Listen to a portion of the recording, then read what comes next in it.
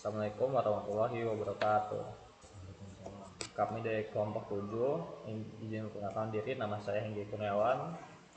Nama saya Satria Noprianto. Saya Juswan Rijahan. Di sini OJS kami berjudul Inovasi dan Pengembangan Ilmu Pengetahuan dan Teknologi, yang kami singkat menjadi Brainova. Lalu di sini kami ada progres minggu ketiga, yaitu pertama memasang hostingnya, lalu mengedit tampilan website dan memperbaiki diagramnya. Kendala minggu ketiga, kita masih bingung dengan cara hosting, namun bisa terselesaikan. Terus masih harus beradaptasi dengan fitur-fitur pada OJS. Nah, pertama di sini kita menjelaskan diagramnya terlebih dahulu. Di sini ada use case, di mana use case ini ada 5 aktor. Pertama ada admin. Admin bisa login, mengelola pengguna, dan mengelola sistem. Kemudian ada author yang juga login, kemudian mengirim jurnal dan merevisi jurnal. Reviewer juga login dan meninjau jurnal. Kemudian ada editor yang login juga, lalu mengambil keputusan publikasi. Ada juga publikasi jurnal dan meninjau hasil review. Kemudian reader bisa membaca jurnal dan mengunduh jurnal. Kemudian di sini ada sequence diagram login, di mana para pengguna harus memasukkan username dan password ke sistem. Lalu sistem akan memverifikasi data login ke database. Database akan memverifikasinya. Lalu sistem akan memberikan keluaran jika data valid akan diterima aksesnya, dan jika data tidak valid akan menampilkan pesan error. Kemudian ada sequence diagram mengelola pengguna. Di sini admin minta data pengguna ke sistem, lalu sistem akan mengambil data pengguna dan database akan mengirimkan data pengguna ke sistem. Dan admin bisa menambah, mengedit atau menghapus pengguna, lalu sistem akan mengupdate data pengguna ke database. Database akan mengkonfirmasi perubahannya dan sistem akan memberikan notifikasi berhasil. Kemudian ada sequence diagram kirim jurnal, di mana author mengupload file jurnal dan metadatanya ke sistem, lalu sistem akan menyimpan data jurnal baru ke database. Kemudian database akan konfirmasi penyimpanan ke sistem, lalu sistem akan berikan notifikasi jurnal berhasil dikirim ke author. Kemudian sequence diagram unggah jurnal. Sini autornya mengirimkan file jurnal ke sistem, lalu sistem akan menyimpan data jurnal, lalu database akan mengkonfirmasi penyimpanan, dan sistem akan memberikan notifikasi unggah selesai ke author.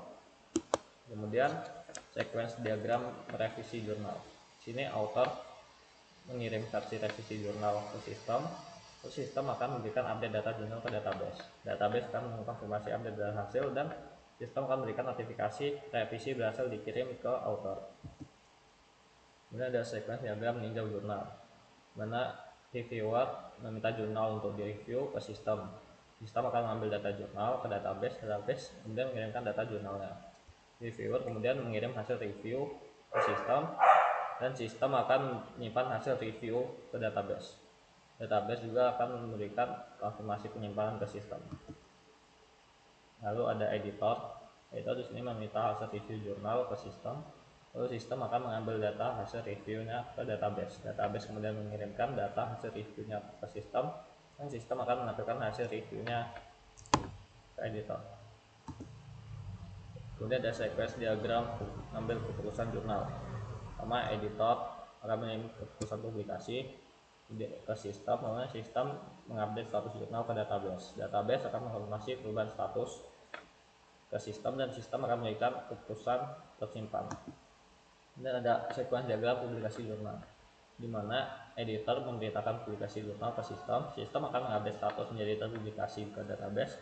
Database akan mengonfirmasi publikasi, dan sistem akan memberikan notifikasi publikasi berhasil. Kemudian ada sequence diagram membaca jurnal. Di sini reader akan memasukkan kata kunci pencarian ke sistem, dan sistem akan mencari jurnal sesuai kata kunci. Database mengirim hasil pencarian, kemudian sistem akan menampilkan daftar jurnal. Terus reader akan memilih jurnal untuk dibaca ke sistem, dan sistem akan mengambil konten jurnal ke database. Lalu database akan mengirim isi jurnal ke sistem, dan sistem akan memberikan notifikasi berhasil. Kemudian ada sequence diagram mengunduh jurnal. Di sini reader akan meminta file jurnal untuk diunduh ke sistem, lalu sistem akan mengambil file jurnalnya ke database. Lalu database akan mengirim file jurnal ke sistem, lalu sistem akan mengirim file untuk diunduh. Kemudian activity diagram akan dijelaskan oleh teman saya. Oke, baik, di sini saya akan menjelaskan activity diagram. Jadi yang pertama ini adalah activity diagram admin, di mana admin akan login ke sistem, lalu memilih menu kelola pengguna. Kemudian sistem akan merespon dengan menampilkan daftar pengguna dan menerima input, tambah, ubah, ataupun hapus dari admin. Dan kemudian akan mengirim perubahan ke database. Lalu database akan melakukan operasi CRUD atau create, read, update, dan delete sesuai perintah dan mengirim hasil status ke sistem. Kemudian sistem akan menampilkan hasil operasi ke admin.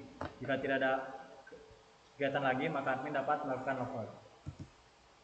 Lalu kemudian di sini ada activity diagram editor, di mana yang pertama, editor akan melakukan login ke sistem, lalu memilih menu meninjau hasil review. Kemudian sistem akan mengambil review dari database. Database akan mengirim data review ke sistem. Kemudian sistem akan menampilkan review ke editor. Editor akan mengambil keputusan publikasi, terima atau tolak. Kemudian sistem akan mengupdate status jurnal sesuai keputusan editor. Lalu ke sistem juga akan menyimpan keputusan ke database, lalu database akan menyimpan data keputusan editor. Jika editor menerimanya, maka jurnal tersebut akan dipublikasikan dan editor akan mengirim perintah publikasi ke sistem. Sistem akan mengupdate status menjadi dipublikasikan dan menampilkan pesan akses dipublikasi ke editor. Lalu editor dapat melakukan logout. Lalu kemudian ada activity diagram reviewer. Reviewer akan melakukan login ke sistem, lalu memilih jurnal untuk ditinjau. Sistem akan mengambil data jurnal dari database. Database akan mengirim file dan metadata jurnal ke sistem. Sistem akan menampilkan jurnal ke reviewer. Lalu reviewer akan mengisi komentar dan rekomendasi dan mengirim juga hasil review ke sistem. Sistem akan menyimpan hasil review ke database dan mengubah status jurnal menjadi status di review. Kemudian reviewer dapat melakukan logout. Lalu kemudian ada activity diagram reader, di mana reader ini akan membuka halaman utama OJS, lalu memilih volume atau cari jurnal. Lalu sistem akan mengambil data artikel dari database. Database akan mengirim data jurnal ke sistem, lalu sistem kirim daftar jurnal ke reader. Kemudian reader akan memilih jurnal untuk dibaca. Jika sudah dipilih, maka reader dapat membaca isi jurnal. Lalu jika reader mengklik tombol unduh PDF untuk menyimpan jurnal tersebut, maka sistem akan mengambil file dari database. Lalu database akan mengirim file jurnal ke sistem dan sistem akan menampilkan opsi unduh ke reader. Lalu reader jika tidak akan melakukan kegiatan lagi, maka dia dapat melakukan logout. Lalu di sini ada activity diagram author, di mana author akan melakukan login ke sistem, lalu memilih menu kirim jurnal.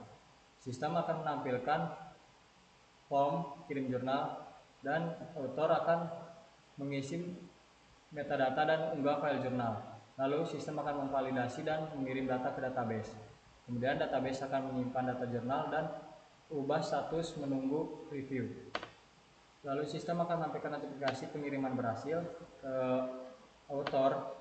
Lalu author akan memilih menu lihat status jurnal. Author juga dapat melihat hasil review dari reviewer. Kemudian sistem akan menampilkan komentar review dan author akan dapat mengunggah revisi jurnal jika diperlukan. Sistem akan menyimpan revisi ke database dan mengubah status menunggu review ulang. Lalu author dapat melakukan logout. Oke, untuk berikutnya akan dijelaskan oleh rekan saya. Baik, selanjutnya kita akan menjelaskan tentang state diagram. Yang pertama ini ada skenario kelola pengguna. Pertama itu alurnya itu login. Kita login untuk mengautentikasi setelah login dia akan autentikasi berhasil, lalu langsung masuk ke dashboard. Di dashboard kita pilih menu kelola pengguna. Langsung flow-nya itu ke lihat daftar user. Jika kita ingin mengedit user, maka kita edit, lalu dia menyimpan perubahan, langsung balik lagi ke lihat daftar user. Kalau kita ingin menghapus user, maka dia kita akan memilih konfirmasi hapus dan balik lagi flow-nya ke lihat daftar user. Uh, Ketika kita ingin menambahkan user, kita tambahkan user, uh, menyimpan user yang kita tambahkan, lalu dari sistem itu akan mengirimkan notifikasi yaitu user berhasil ditambahkan. Oke. Setelah tidak memilih edit, terus menghapus maupun menambahkan, kita bisa keluar, tuh langsung selesai. Gitu. Oke, selanjutnya ada step diagram kelola sistem.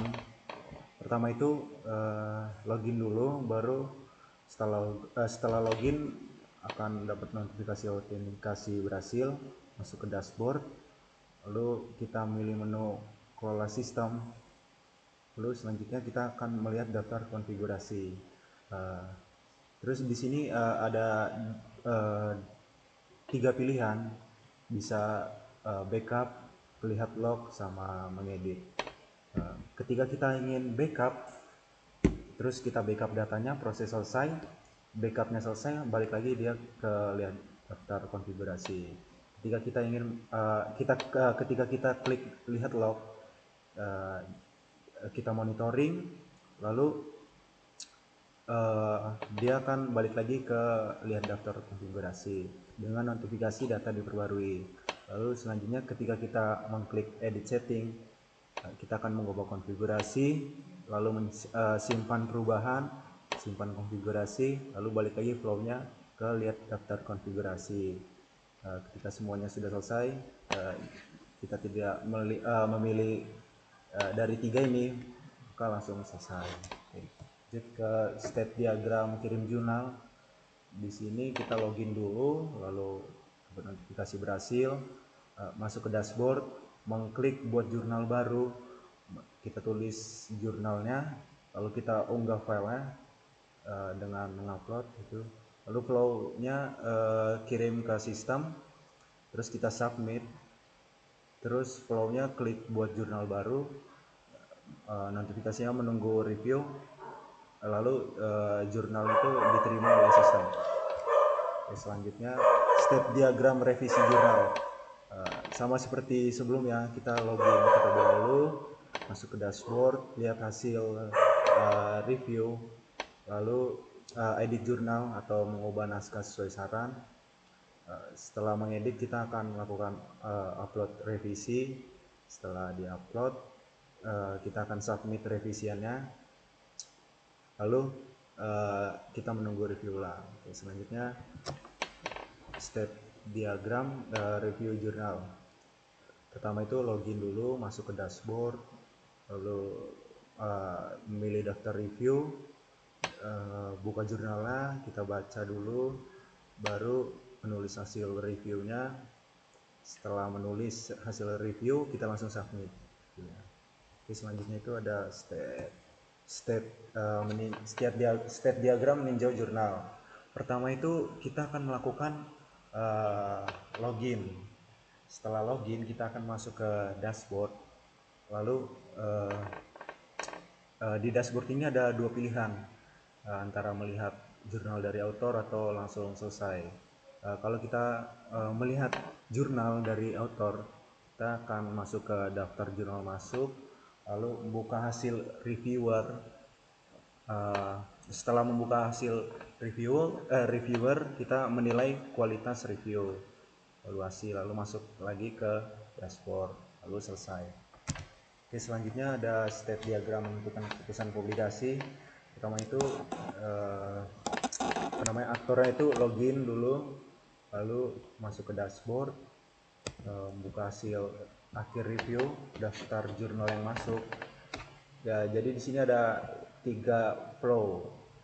Ya, jika layak, maka artinya itu disetujui, terus lalu siap publikasi, selesai. Jika diperbaiki, kita ada pilihan merevisi, lalu kita direvisi jurnalnya, lalu masuk ke menunggu revisi, langsung selesai.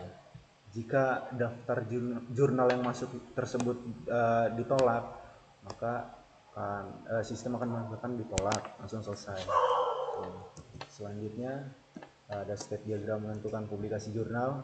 Pertama itu login, masuk ke dashboard, kita memilih jurnal yang diterima, lalu menentukan volume isunya. Setelah menentukan, si aktor tersebut akan mengupload final, lalu akan dipublish atau diterbitkan. Selanjutnya ada step diagram menentukan baca jurnal. Login terlebih dahulu, masuk ke dashboard, lalu kita memilih jurnal yang kita terima. Selanjutnya masuk ke step diagram baca jurnal. Pertama itu aktornya itu akan melakukan login. Ketika sudah login, masuk ke dashboard, buka daftar jurnal, lalu dilihat daftar jurnalnya. Setelah melihat daftar jurnalnya, maka si aktor tersebut akan memilih jurnal yang ingin dibaca jurnal. Lalu sebenarnya untuk di sini itu ada flow lagi, balik ke dashboard baru selesai. Gitu. Terus selanjutnya ada set diagram unduh jurnal. Pertama itu aktornya login, masuk ke dashboard, lalu membuka daftar jurnalnya, melihat, di situ mengklik jurnal yang dipilih, lalu klik unduh. Setelah diunduh, selesai. Gitu. Baik, selanjutnya di sini ada kelas diagram. Di slide ini bisa kita lihat kelas diagram dari sistem manajemen jurnal ilmiah. Diagram ini menggambarkan bagaimana setiap kelas saling berhubungan dalam proses pengelolaan jurnal, mulai dari pengguna jurnal itu sendiri hingga tahap publikasi. Pertama, di bagian paling atas terdapat kelas user. Kelas ini menjadi kelas induk dari seluruh jenis pengguna di sistem. Kalau kita lihat dari user, ada panah berujung segitiga ke atas yang mengarah ke user, yang artinya dari beberapa kelas di bawahnya itu ada admin, author, review, editor, dan reader. Nah, untuk simbol panahnya ini maksudnya itu menunjukkan hubungan interheritansi atau pewarisan. Artinya kelima kelas seperti admin, author, reviewer, editor, reader akan mewarisi atribut dari fungsi dari kelas user. Lalu jadi semua pengguna punya atribut yang sama seperti user, kelas user, seperti user underscore ID, nama, email, password, dan role. Sekarang kita akan bahas satu persatu subkelasnya. Pertama ada kelas admin dengan atribut admin underscore ID, punya fungsi kelola pengguna untuk mengatur data user lain. Lalu selanjutnya ada kelas author dengan atribut author underscore ID, memiliki fungsi atau metode kirim jurnal dan revisi jurnal, yang berarti author dapat mengirimkan naskah baru dan memperbaikinya setelah mendapat review. Terus selanjutnya ada kelas reviewer dengan atribut reviewer underscore ID, lalu memiliki fungsi tinjau jurnal. Ini menandakan reviewer dapat melakukan evaluasi terhadap jurnal yang dikirim oleh author. Lalu selanjutnya ada kelas editor dengan atribut editor underscore ID, punya 3 fungsi penting. Pertama itu ada meninjau hasil review, selanjutnya mengambil keputusan publikasi dan publikasi jurnal. Editor berperan, kelas ini berperan sebagai mengambil keputusan akhir apakah jurnal akan diterima atau tidak. Lalu dan kelas terakhir itu ada kelas reader dengan atribut reader underscore ID, memiliki fungsi membaca jurnal dan mengunduh jurnal. Artinya kelas ini atau reader hanya berperan sebagai pembaca dan mengunduh jurnal yang sudah terbit. Lalu selanjutnya kalau kita lihat di bagian tengah diagram ada kelas jurnal. Kelas ini memiliki entitas utama yang menghubungkan banyak peran pengguna tadi. Dalamnya terdapat atribut seperti judul, abstrak, file, status, tanggal, underscore submit, dan tanggal publish. Dua fungsi pentingnya adalah mengupload file dan ubah status. Lalu dapat kita lihat panah dan garis yang mengarah ke jurnal. Itu ada garis tanpa panah, namun dengan bentuk terus ada relasi juga dari editor dengan bentuk black tupat putih. Simbol ini menunjukkan hubungan komposisi, artinya kelas jurnal memiliki ketergantungan kuat terhadap kelas yang terhubung dengannya. Dalam hal ini adalah kelas publikasi di bawahnya. Jadi satu jurnal bisa memiliki satu publikasi, tapi jika jurnal dihapus, kelas ini dihapus, data publikasinya juga akan ikut terhapus. Itu karena publikasi atau kelas publikasi merupakan bagian dari jurnal secara keseluruhan. Selain publikasi, kelas jurnal juga terhubung dengan kelas review. Kalau kita perhatikan panah dari review mengarah ke jurnal, itu menandakan bahwa setiap review berkaitan dengan satu jurnal tertentu. Tapi satu jurnal bisa memiliki banyak review. Artinya di sini terjadi hubungan one to many. Satu jurnal direview oleh beberapa reviewer. Di dalam kelas review ada atribut komentar, tanggal underscore review, dan rekomendasi, serta dua fungsi membuat review atau buat review dan ubah review yang menunjukkan reviewer bisa menambahkan atau memperbarui hasil reviewnya. Kemudian di bawahnya ada kelas publikasi berisi data jurnal yang sudah diterbitkan seperti tanggal publikasi, volume, dan isu. Fungsinya adalah tambah publikasi dan hapus publikasi yang dilakukan oleh editor ketika jurnal sudah dinyatakan diterima. Oke, baik, selanjutnya kita akan membahas linking. Nah, setelah kita menjelaskan kelas diagram, kita akan masuk ke website jurnalnya langsung.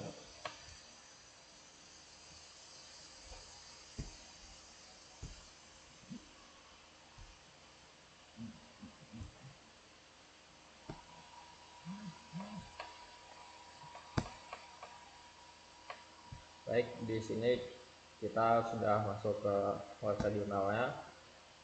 Di sini jurnal kita namakan Jurnal Brinova dengan bisnis. Karena sudah kami hosting, maka tampilannya bisa menjadi online dan bisa dilihat dan diakses oleh siapa saja yang memiliki internet dengan domainnya yaitu jurnalbrinova.my.id.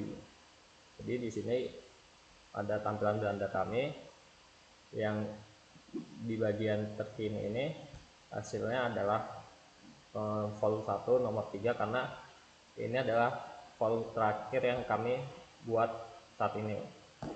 Kemudian di bagian samping ada tulisan terbitan terkini, bisa mengirim naskah bagi author, ada tulisan open journal system dan informasi untuk pembaca, penulis, dan wartawan, dan juga kata-kata kunci yang bisa untuk mencari sebuah artikel.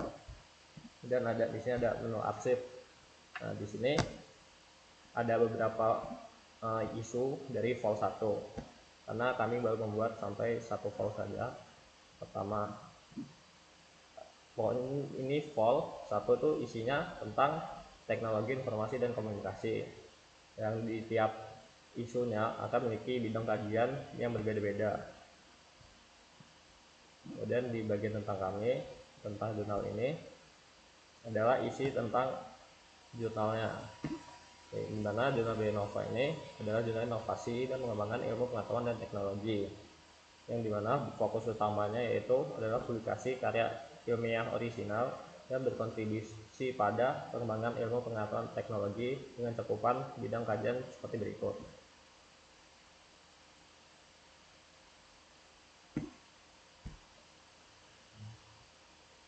Ya, itulah jurnal kami. Kemudian kita akan menampilkan foto-foto hasil dari kerja kami.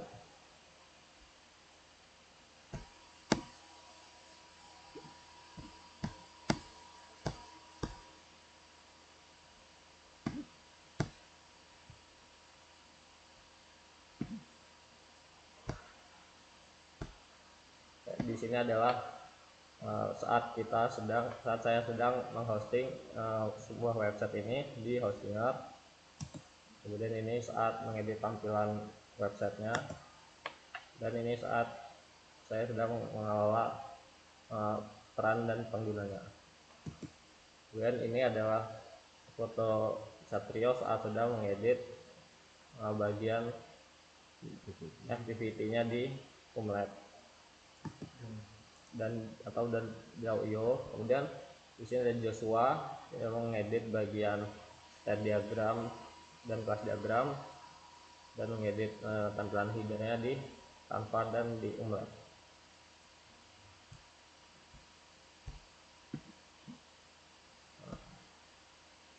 Kemudian to-do list kami di minggu keempat ini akan mengedit tampilan websitenya agar lebih kelihatan interaktif. Sekian presentasi dari kelompok kami. Kami akhiri. Wassalamualaikum warahmatullahi wabarakatuh.